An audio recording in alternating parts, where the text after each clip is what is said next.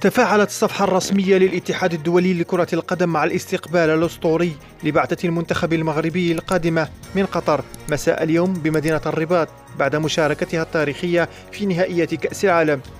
ونشر موقع الفيفا عبر صفحته الرسمية بتويتر احتفى من خلالها بالاستقبال التاريخي للمنتخب والحضور الجماهيري الكبير الذي شهدته مختلف شوارع مدينة الرباط بإنجاز الأسود واحتلال المركز الرابع في المونديال.